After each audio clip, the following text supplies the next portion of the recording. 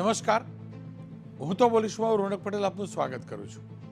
હું તો પોલીસનો આજે સતત 1047મો એપિસોડ અને 1047મા એપિસોડના બે મુદ્દા છે. પહેલો મુદ્દો ભ્રષ્ટાચારને લગતો છે. કોણે ખોદ્યો ભ્રષ્ટાચારનો પાયો? અનેક પુલ દુર્ઘટનાગ્રસ્ત થાય છે એટલે થાય છે કે એના પાયામાં ભ્રષ્ટાચાર હોય છે. એ કોણ ખોદનાર છે, કોણ ખાઈ જાય છે એ સિમેન્ટ, એની ચર્ચા કરવી છે. અને બીજો મુદ્દો છે માનું અપમાન કેમ? જી હા, ચારણ ગઢવી સમાજ આજે દુઃખી છે કારણ કે જાહેર મંચ ઉપરથી તેમના સમાજનું અને તેમની કુળદેવી માનું અપમાન થયું હોય તેવું તેઓ રિયલાઇઝ કરી રહ્યા છે, એટલે બોલવું છે. શરૂઆત કરીએ કોણે ખોદ્યો ભ્રષ્ટાચારનો પાયો મુદ્દાથી.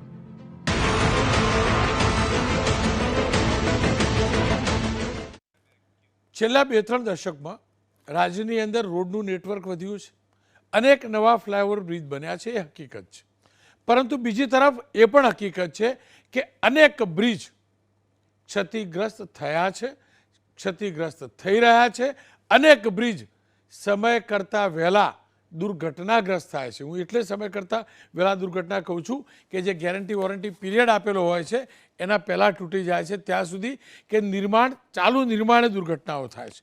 વડોદરાના ડભોઈના દ્રશ્યો જોજો. રેલવે ફાટક મુક્ત અભિયાન અંતર્ગત ડભોઈના પ્રવેશદ્વાર એવી સરિતા ફાટક પાસે 20 કરોડનો એક સાઈડનો ઓવરબ્રિજ બનાવાયો છે. આ બ્રિજની એક બાજુ તૈયાર થઈ જતા વાહન વ્યવહાર માટે એને ખુલ્લો મુકાયો. 4 વર્ષે આ બ્રિજ બન્યો. હજુ એને શરૂ થયે માંડ 2 મહિના થયા છે. ત્યાં એના એપ્રોચ રોડનો આપ જોઈ શકો છો ગાબડું પડ્યું છે. હવે ઘણા એવું કહે કે ભાઈ ચોમાસું આવેલે સેટલમેન્ટ થયા, તે ચોમાસું પણ નથી છતાં પણ ગાબડું પડ્યું છે. બ્રિજના મધ્યમાંથી કેટલોક ભાગ છૂટો પડવાની સાથે બ્રિજનો એક્સપાન્શન જોઈન્ટ છૂટો પડી ગયો છે. જોકે બ્રિજની હલકી કક્ષાની કામગીરી ખુલ્લી પડતા આરએનબી વિભાગના અધિકારીઓ અડધી રાત્રે ઘટના સ્થળે પહોંચ્યા હતા. રાતોરાત બ્રિજ પર ગાબડાની મરામત શરૂ થઈ. બ્રિજ છેલ્લા 4 વર્ષથી બની રહ્યો હતો. ધીમી કામગીરીના કારણે અનેકવાર વિવાદમાં પણ આવ્યો હતો અને 2 જ મહિનામાં ગાબડા પડી ગયા છે. ખુદ શાસક પક્ષના નેતા શૈલેષ મહેતા ધારાસભ્ય તેમને મુખ્યમંત્રીને પત્ર લખ્યો હતો અને ભવિષ્યમાં બ્રિજને લઈ મોટી દુર્ઘટના સર્જાય તો નવાય નહીં એવી આશંકા સાથે કન્સ્ટ્રક્શન કંપની સામે કાર્યવાહીની માગણી કરી હતી. ખેર, શૈલેષભાઈ મહેતા ડભોઈના ધારાસભ્ય, એમને શું કહ્યું જોઈ લઈએ. એક તો સમય પણ ખૂબ લાગ્યો છે બ્રિજ બનાવતા, અને ગઈકાલે રાત્રે જે રીતે બ્રિજ પર ખામી સર્જાઈ 2 મહિના પહેલાં જ હજુ એની શરૂઆત કરવામાં આવી છે અને ખામી સર્જાતા જ લોકો દ્વારા મને જાણ કરવામાં આવી હતી. અને જે કોન્ટ્રાક્ટર છે, અવધૂત કન્સ્ટ્રક્શન કે એવું કંઈક નામ છે, એની પાસે જે કયો વ્યવસ્થિત ફરીવાર કામગીરી કરાવીને આ બ્રિજમાં ભવિષ્યમાં પણ કોઈ ખામી ના સર્જાય એના માટે તકેદારીના પગલાં લેવા માટે મેં સૂચન કર્યું છે. પણ તે છતાં પણ જે કંઈ ખામી ટેકનિકલ હોય બીજા આના એક્સપર્ટને બોલાવીને એની તપાસ કરીને જે કંઈ હશે એમાં પગલાં લેવામાં આવશે. વાત હવે મહેસાણા જિલ્લાની કરી લઈએ. મહેસાણાના વિસનગરમાં 2014માં 16 કરોડના ખર્ચે રાજ્ય સરકાર અને રેલવે વિભાગે વિસનગર લિંક રોડ પર મહેસાણા 1 અને મહેસાણા 2ને જોડતો આંબેડકર બ્રિજ બનાવ્યો હતો. આપ જોઈ શકો છો એની દશા અને દુર્દશા. 2 દિવસ પહેલાં આ બ્રિજ પર 3 ફૂટનું ગાબડું પડ્યું, જેના કારણે 2 મહિના વાહન વ્યવહાર માટે આ બ્રિજ બંધ કરાયો છે. જોકે ઓવરબ્રિજની કામગીરી શરૂ થઈ ત્યારથી એની ગુણવત્તાને લઈ અનેકવાર લોકો સવાલ ઉઠાવી રહ્યા હતા. આપ બ્રિજની દશા જોઈ શકો છો. હું કહ્યું હતું ને, આવડતા પહેલાં દુર્ઘટના થાય છે. 10 વર્ષ, માત્ર 10 વર્ષની અંદર આ સ્થિતિ છે, આપ જોઈ શકો છો. ખેર, સુરેન્દ્રનગરની વાત કરીએ તો સુરેન્દ્રનગરમાં 5 દિવસ પહેલાં જ જે બ્રિજને ખુલ્લો મુકાયો એ બ્રિજમાં તિરાડો પડી ગઈ છે. આપ તિરાડો જોઈ શકો છો. જિલ્લા પંચાયતથી સર્કિટ હાઉસ સુધીના બ્રિજનું કામ 5 કરોડના ખર્ચે કરાયું હતું. ઓછા પૈસાની 5 કરોડ રૂપિયા. 5 દિવસમાં જ બ્રિજનું લોકાર્પણ કરવામાં આવ્યું. 5 દિવસ પહેલાં બ્રિજમાં તિરાડો પડી. ગુણવત્તા સામે સવાલ ઉઠી રહ્યા છે. નગરપાલિકાના પ્રમુખને સવાલ પૂછાયો, એમને ગોળ જવાબ આપ્યો, કોન્ટ્રાક્ટરનો બચાવ પણ કર્યો. ખેર, હવે જૂના બ્રિજની વાત કરી લઈએ તો અમદાવાદની અંદર પણ આપણે સ્થિતિ શું છે જોઈ લઈએ. શહેરના વિશાલાથી નારોલ તરફ જવાનો સાસ્ત્રી બ્રિજ જર્જરિત હાલતમાં છે, આપ જોઈ શકો છો. 2 મહિના પહેલાં બ્રિજની જર્જરિત સ્થિતિના કારણે એક તરફનો બ્રિજનો રસ્તો બંધ કરવામાં આવ્યો, બીજી તરફનો રસ્તો કાર્યરત છે. ત્યાં બ્રિજની હાલત ગંભીર છે. બ્રિજને જોડતા સ્લેબ પર મોટા ગેપ પડી ગયા છે. મોટા વાહનો પર પ્રતિબંધ હોવા છતાં પણ બે રોકટોક અહીંથી મોટા વાહનો પસાર થઈ રહ્યા છે, એટલે ગમે ત્યારે દુર્ઘટના થવાનું નક્કી છે. પોરબંદરની વાત કરીએ તો પોરબંદરમાં રાજ્યનો પહેલો બનેલો સ્પ્લિટર ફ્લાયઓવર બ્રિજ, જ્યાં ઠેર ઠેર ગાબડા પડી ગયા છે. નરસંગ ટેકરીથી રોકડિયા હનુમાન સુધીના 2 કિલોમીટરના 2 માળના ફ્લાયઓવર બ્રિજ પર લોખંડના સળિયા બહાર આવી રહ્યા છે. આપ સળિયા જોઈ શકો છો. બ્રિજ પરની હાલાકી ભોગવી હજારો વાહનો અવરજવર કરે છે. આ અંગે ભાજપનું કહેવું એમ છે કે કોંગ્રેસના શાસનકાળમાં બન્યો હતો અને એટલે ભ્રષ્ટાચાર થયેલો છે. સમારકામ માટે નેશનલ હાઈવે ઓથોરિટીને રજૂઆત કરાઈ છે, પરંતુ સમારકામ કેટલું થયું છે આપ જોઈ શકો છો. હવે ગોંડલના બ્રિજની વાત કરીએ. ગોંડલનો બ્રિજ, એક બ્રિજ 100 વર્ષ ને એક 125 વર્ષ જૂનો આ બ્રિજ, નગરપાલિકાને સરકારની ધીમી કામગીરી પર હાઈકોર્ટે નારાજગી વ્યક્ત કરી છે, કારણ કે આ મુદ્દે પિટિશન થઈ હતી. અને કેમ કે આ હેરિટેજ બ્રિજ છે ત્યારે એનું રક્ષણ પણ થવું જરૂરી છે, વાહન વ્યવહાર માટેની પ્રોપર વ્યવસ્થા પણ કરવી જરૂરી છે. અને એટલે જ હાઈકોર્ટે સ્પષ્ટ કહ્યું કે લોકોના જીવ સાથે ચેડા નહીં ચાલી શકે. હેરિટેજ બ્રિજ મુદ્દે શા માટે હજુ સુધી આર્કિયોલોજીકલ વિભાગનો સંપર્ક કરવામાં નથી આવ્યો તે મુદ્દે પણ હાઈકોર્ટે સવાલ ઉઠાવ્યા. એટલું જ નહીં, શહેરી વિભાગે યુથ એન્ડ સ્પોર્ટ્સ ઓથોરિટીને લખેલા પત્રની ટિપ્પણી કરી કે આમાં યુથ એન્ડ કલ્ચરનું શું કામ કરશે. ખેર, આ બધા મુદ્દા છે ને એટલે લાગ્યું કે ચર્ચા કરવી જરૂરી છે. ડૉક્ટર મનીષભાઈ દોશી કોંગ્રેસના મુખ્ય પ્રવક્તા છે, સ્નેહલભાઈ જોશી ભારતીય જનતા પક્ષના નેતા છે, રથીનભાઈ રાવલ એડવોકેટ છે, ગુજરાત હાઈકોર્ટ એસોસિએશનના. રાજનીતિક વાત કરું એ પહેલાં ટેકનિકલ અને લીગલ વાત કરી લઉં. રાવલ સાહેબ, આપ જાણો છો ગોંડલના બ્રિજની વાત, અને કોર્ટની અંદર અનેક બ્રિજના નિર્માણને લઈ સવાલ ઉઠ્યા છે, કોર્ટે ડાયરેક્શન પણ આપ્યા છે. આપનું ઓવરઓલ આકલન શું રહ્યું અત્યાર સુધી જે પણ કિસ્સા આવ્યા છે કોર્ટ સમક્ષ, એમાં શું શું ધ્યાનમાં આવ્યું છે? આમાં અલગ અલગ વિગતો ધ્યાનમાં આવી છે. જેમ કે વન થિંગ આઈ નોટિસ, એક વસ્તુ મેં જોઈ છે કે આમાં એસઓપી અથવા મિકેનિઝમનો થોડો અભાવ દેખાતો હોય છે. જેમ કે હેરિટેજ બ્રિજ હોય અથવા નોર્મલ બ્રિજ હોય, હેરિટેજ બ્રિજની વધારે કોઈ શું આપણી પાસે એસઓપી છે કે આ મુજબ એનું રિપેરિંગ અથવા એનું મેન્ટેનન્સ કરવામાં આવશે? કોઈ મિકેનિઝમ શું આપણી પાસે છે કે આવી રીતે આપણે મેન્ટેન કરશું, આવી રીતે ચેક કરશું? શું આપણે મોન્સૂન એટલે વરસાદની સિઝન પહેલાં ચેક કરશું, વરસાદ પડી જાય પછી ચેક કરશું? આવી કોઈ સ્ટ્રક્ચર્ડ ફોર્મ્યુલા એટલે કે સ્ટ્રક્ચરવાળી કોઈ એસઓપી કે મિકેનિઝમ હોય એવું થોડો અભાવ દેખાતો હોય છે, જે અમારી પિટિશનમાં અમે હાઇલાઇટ બી કરેલું છે. એટલે મારી ખાલી રિક્વેસ્ટ એવી જ હોય છે કે એકવાર એ એસઓપી કે મિકેનિઝમ એક વખત બેસી જાય ને પછી એને ફોલો કરવામાં આવે તો it would be very helpful. કેમ કે ગોંડલના બ્રિજની વાત પણ ચાલે તો વર્ષો જૂનો બ્રિજ છે, અદ્ભુત બ્રિજ પણ છે. એને લઈને પણ કોર્ટમાં સુનાવણી થઈ. કોર્ટ સમક્ષ નગરપાલિકાનું શું કહેવું હતું રિપેરિંગને લઈને, મરમ્મત અથવા એની રખરખાવટને લઈને?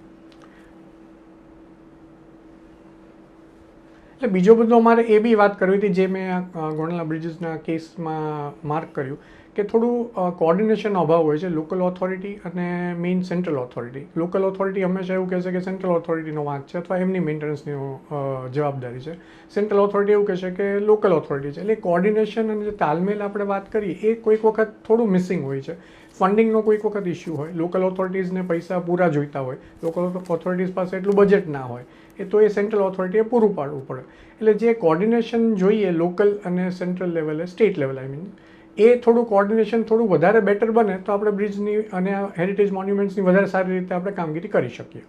આપ જોડાયેલા રહેજો. સ્નેહલભાઈ મારી સાથે જો. સ્નેહલભાઈ, શું કારણ? જૂના બ્રિજની તો શું હાલત છે આપણે જાણીએ છીએ, અને હોય આટલા વર્ષો જૂના બ્રિજ હોય તો માની શકે, પણ જે નવા નિર્માણ થયેલા બ્રિજ અને ડભોઈનો બ્રિજ, ખુદ તમારા પક્ષના ધારાસભ્ય સવાલ ઉઠાવે કે 2 મહિના હજુ આજ તો નિર્માણમાં લેટ થયું 4 વર્ષ અને 2 મહિનાની અંદર જ ગાબડું પડે, એનો મતલબ ક્યાંક તો પાયો કાચો છે, ક્યાંક તો પાયામાં ભ્રષ્ટાચાર છે.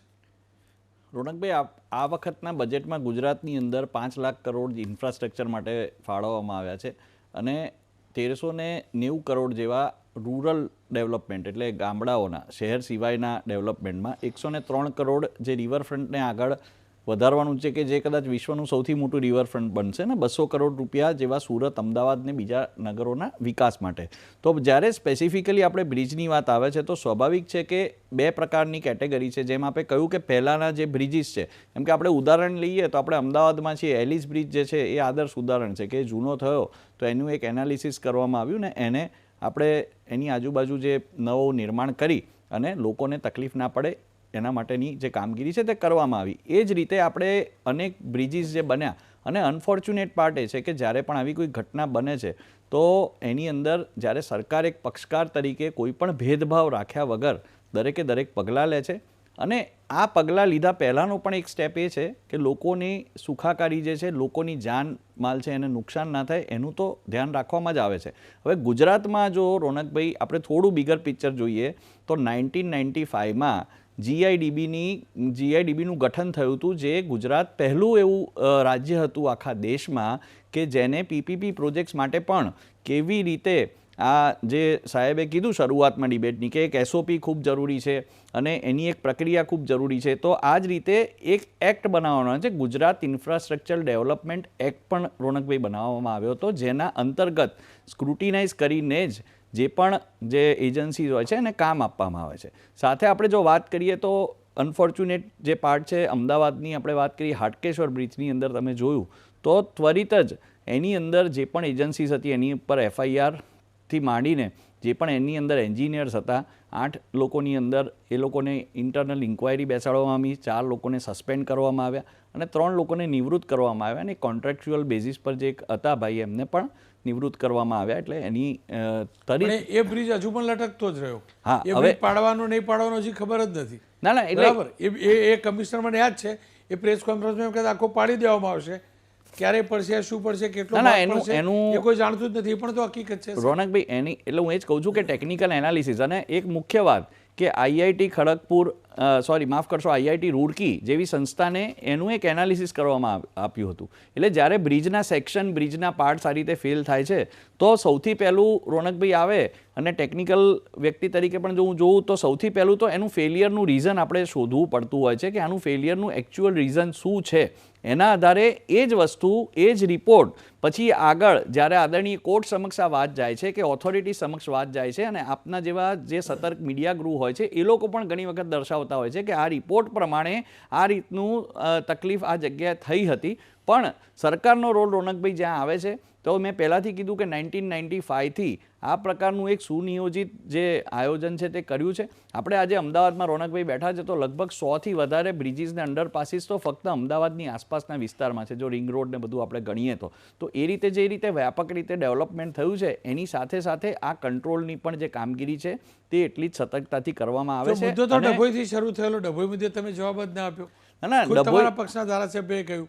એટલે હું એની પર કહું છું કે ભારતીય જનતા પાર્ટીનો કોઈ પણ કાર્યકર, કોઈ પણ ચૂંટાયેલા પ્રતિનિધિ કે કોઈ પણ વ્યક્તિ હશે તો એ જ્યારે પણ આવી કોઈ પણ વાત આવશે કે જ્યાં જનતાને તકલીફ પડતી હોય તો એ અવાજ ઉઠાવશે અને એનું એક સારામાં સારું ઉદાહરણ છે.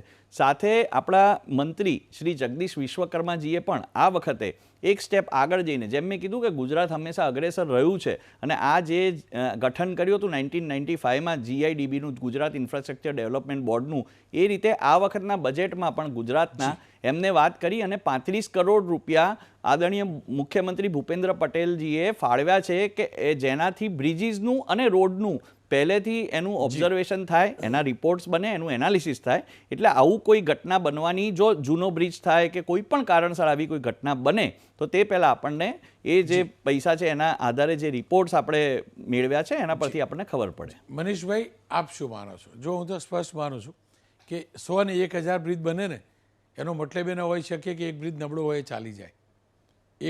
એક બ્રિજ, એક ઈંટ, એક કણ, સિમેન્ટ, રેતી, કપચી, સ્ટીલ, એના રૂપિયા આપણામાંથી જાય છે. એટલે એક પણ જગ્યાએ તિરાડ પણ ન હોવી જોઈએ, એ હકીકત છે. આપ શું માનો છો? રોનકભાઈ, બે પાર્ટની આપણે જે વાતો થઈ, એક વાત છે જૂના બ્રિજો. જૂના બ્રિજો 100 વર્ષ થાય, 80 વર્ષ થાય, એને ટેકનિકાલિટીની દ્રષ્ટિએ એનામાં પ્રશ્ન થાય, એની સ્ટ્રેન્થ ઘટે, એનું સ્ટ્રેન્થ ઓફ મટીરિયલ જે તે સમયે એની ગણી હોય, એની જે વીકન પાર્ટ થયો હોય એ થઈ શકે. પણ આપણને આનંદની વાત એટલા માટે આપણે ગૌરવ સાથે કહી શકીએ, અંગ્રેજોના શાસનની અંદરનો ને એંગ્લો ઇન્ડિયન સર્વિસમાં હતા જે અમદાવાદની અંદર એલિસ બ્રિજ બન્યો, એ એલિસ બ્રિજ એ 5 લાખ રૂપિયામાં માત્ર હિંમતલાલ ભાઈ કરીને એક શ્રેષ્ઠીએ તે સમયે આધુનિક પ્રકારનો, જેને તે સમયે બનવાની કુલ કિંમત 5 લાખ રૂપિયા હતી. જો આ શાસકો કોર્પોરેશનના તે સમયે આખો વેચી કાઢવા માગતા હતા તોડીને, એ તો જે તે સમયે આખા આ શહેરની ઓળખસમા બ્રિજને રોકવામાં આવ્યો.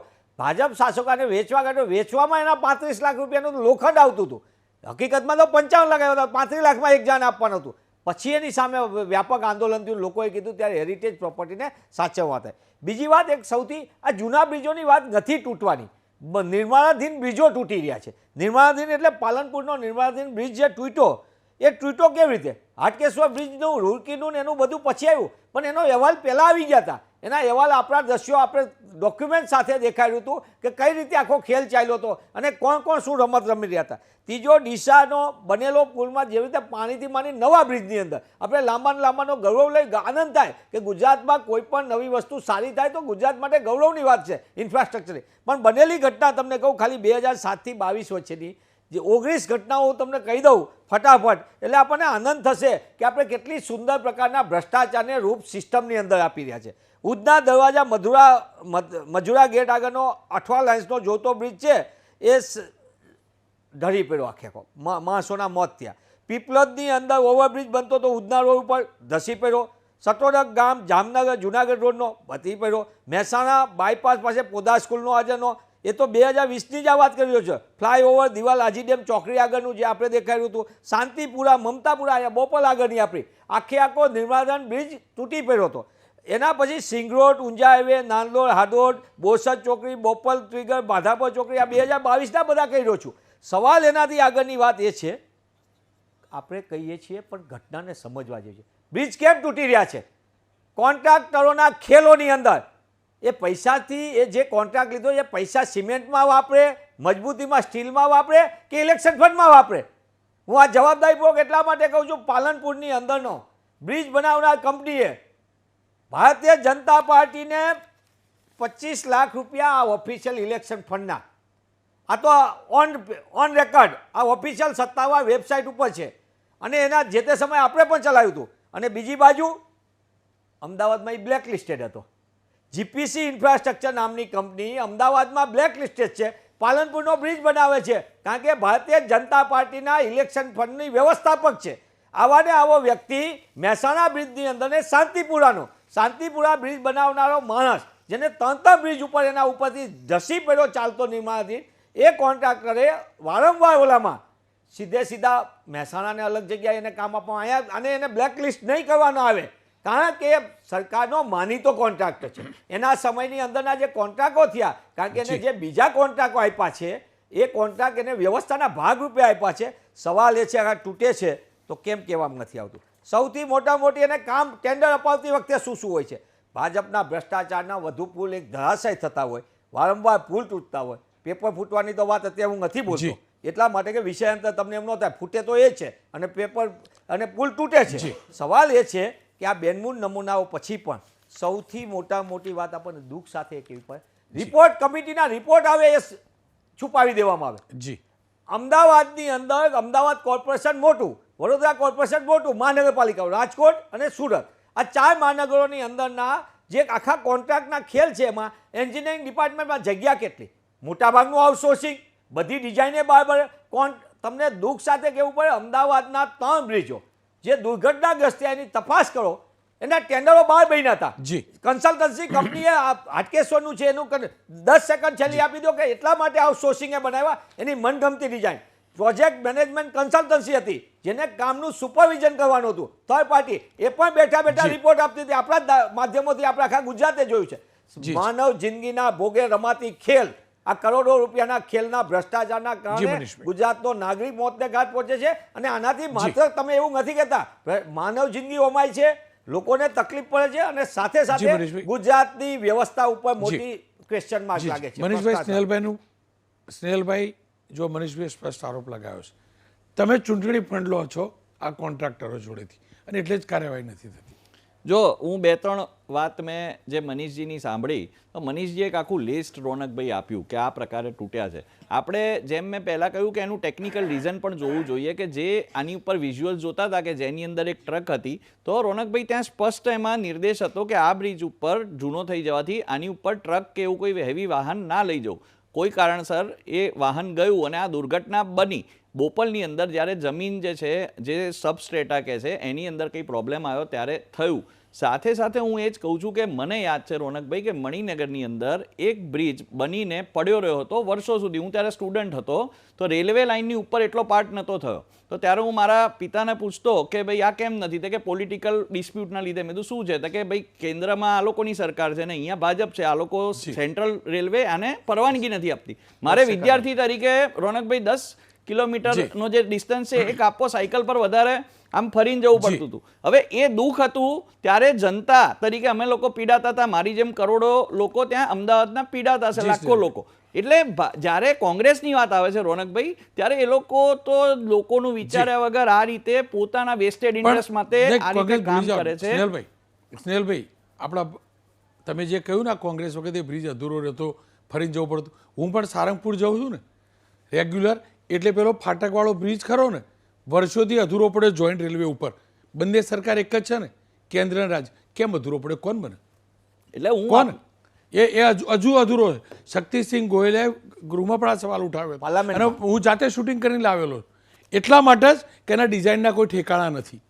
એના ડિઝાઇનના કોઈ ઠેકાણા નથી. પેમેન્ટો બધા થઈ ગયા છે. ડિઝાઇનિંગ કંપની અને પ્રોજેક્ટ મેનેજમેન્ટ કંપની થઈ ગયા હશે. સુંદર વાત છે આમની. જી, બેનમૂન નમૂનો છે. થઈ ગયા છે. બેનમૂન નમૂનો. બહુ નાટકીય હકીકત છે, હકીકત છે. રોનકભાઈ નાટકીય રોનકભાઈ પ્લીઝ રોનકભાઈ એક નાટકીય મિનિટ આ બધું અહીંયા નહીં, કોઈ વાંધો નહીં, પણ મને કોને ભાઈ મારી એ please પણ તો રોનકભાઈ અધૂરું છે ને કામ. ચોક્કસ. જો રોનકભાઈ હું હજી પણ કહું આ તો છું તમે યાદ કરાવ્યું કે એટલે મને યાદ 5 આવ્યું. લાખ કરોડ ના સારું થયું અને આ વસ્તુ લોકોને પણ ખબર પડી, સારું થયું. હું એવું નથી કહેતો કે ભારતીય જનતા પાર્ટી, અમારા જે નેતા છે એમને પણ જોયું કે એમને પણ તકલીફ લાગી તો એમને કહ્યું, અને કોઈ પણ નેતા કહેશે. સાથે આમને જે અત્યારે જે બધી વાત કરીને એની અંદર ભ્રષ્ટાચારની જે વાત છે, તો ઇલેક્શન ફંડ તો કોંગ્રેસ પણ લે છે. કોંગ્રેસનો ભ્રષ્ટાચાર તો આપણે ચરમસીમા પર પહોંચેલો છે. એમના 2 મુખ્ય નેતાઓ અત્યારે જામીન પર ફરે છે. એ લોકો સોનિયાબેન અને રાહુલભાઈ અત્યારે ભ્રષ્ટાચારના આક્ષેપ છે એ લોકો અત્યારે બેલ પર ફરે છે રોનકભાઈ, અને અત્યારે ભ્રષ્ટાચારનું અહીંયા આપણને જે આપણે મુદ્દો ડાયવર્ટ કરવા નથી માંગતા સ્નેહલભાઈ. ના પણ આ તો મેં ફેક્ટ કીધી. મેં મનીષભાઈ, જોયું હું એટલા માટે કે એ બધું ગંભીર વાત કાક કરી લો. ચલો, પણ લાંબો સમય ના કેસ લે, પર સમય ના લાંબો ના લેતા કરી દો, એની સ્પષ્ટતા કરી દો. સમય લાંબો જ્યારે એમ કહે છે કે આટલી બધી વાત, અરે ભાઈ ગુજરાતના પુલ તૂટે છે ને તમારા કમલમમાં કૌભાંડો ભેગા થાય છે કરોડો ચલો, રૂપિયા. ખતમ. પણ તમે આ ફરિયાદ કરો ને. ચલો, તમારી જોડે આપણો આ ફરિયાદ વિષય કરો. નથી. તમે આ મુદ્દો નથી. આ એક રૂપિયો એક ગયો. સેકન્ડ સ્નેહલભાઈ, મનીષભાઈ, આ ચર્ચાનો માધ્યમ નથી. ખેર રાવલ સાહેબ પાસે જતો રહો. રાહુલભાઈ, બંનેને રોકીશ, કારણ કે આ પ્રકારે ચર્ચા નથી કરતો. મને આ પ્રકારે ચર્ચા નથી થતી. ખેર રાહુલભાઈ, આપ તો એડવોકેટ છો અને તમારે કોઈ રાજનીતિ સાથે લેવા દેવા નથી. આપ શું માનો છો? નંબર ઓફ બ્રિજ બન્યા એટલે આવા થોડા ઘણા બ્રિજમાં તૂટફૂટ હોય એને કાનૂની દ્રષ્ટિએ માફ કરવું જોઈએ કે જે પણ થાય ક્વોલિટીવાળું થવું જોઈએ?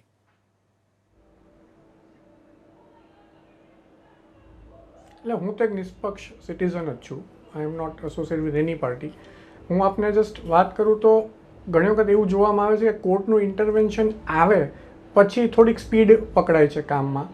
મારી એઝ અ સિટીઝન ખાલી રિક્વેસ્ટ એટલી જ હોય છે કે કોર્ટના ઇન્ટરવેન્શન વગર બી જો કામગીરી ફટાફટ થાય અને સારી રીતે થાય તો every citizen will be very happy. બધા જ લોકો ખુશ રહેશે. અને as a public, as a person આપણી બી રિસ્પોન્સિબિલિટી હોય છે. જેમ હમણાં એક મુદ્દો આવ્યો કે હેવી વ્હીકલ્સ જતા હોય છે એવા બ્રિજીસ ઉપર જ્યાં ચોખ્ખી મનાઈ હોય, તો એ as a person, as a citizen મારે બી વિચારવું જોઈએ. બધું જ આપણે ગવર્મેન્ટ પર ના છોડીએ, આપણે બી જોવું જોઈએ કે આપણે શું કરી રહ્યા છીએ. કોઈ નવો બ્રિજ બને, આપણો અટલ બ્રિજ હોય અમદાવાદમાં, કોઈ બી બ્રિજ હોય તો આપણે પાનની પિચકારીઓ થૂકતા હોઈએ છીએ. તો એઝ અ સિટીઝન આપણે બી જોવું જોઈએ કે આપણે બેસ્ટ શું કરી શકીએ બ્રિજીસને મેન્ટેન કરવા માટે. એવું જ નથી કે આપણે બીજા ઉપર જ બ્લેમ કરીએ, પણ આપણે બી જોઈએ. હેવી વ્હીકલ્સ જો અલાઉડ ના હોય તો આપણે ધ્યાન રાખવું જોઈએ, અને જો જતા હોય તો આપણે મીડિયા હાઉસને કે કોર્ટને કે અથવા પોલીસને કોઈને ઇન્ફોર્મ કરવું જોઈએ. એવું મારું માનવું છે. આપ ત્રણેયનો ખૂબ ખૂબ આભાર. ખેર હકીકત એ છે બ્રિજમાં ગાબડા પડે છે. હકીકત એ છે કે અનેક નવા બ્રિજ બને છે. નવા બ્રિજ બનવાની રફતાર પણ વધી છે, કારણ કે ટેકનોલોજી વધી છે, એ જરૂરિયાત પણ વધી છે. પણ એનો મતલબ એ ન હોઈ શકે કે 1 લાખ બ્રિજે એક બ્રિજમાં ગાબડું આવું ન હોઈ શકે. ગાબડું એ ગાબડું છે, અને ભ્રષ્ટાચારના કારણે ગાબડું જ્યારે પડતું હોય ત્યારે ચોક્કસથી તમામે બોલવું જોઈએ. હા, એ હકીકત છે, નિયમોનું પાલન વાહન ચાલક તરીકે, નાગરિક તરીકે આપણે પણ કરવું જોઈએ. પણ જ્યાં બ્રિજ બન્યાના મહિના 2-3 મહિનામાં ગાબડા પડે છે ને, એ ગાબડાને તો ખુલ્લા પાડવા જ જોઈએ.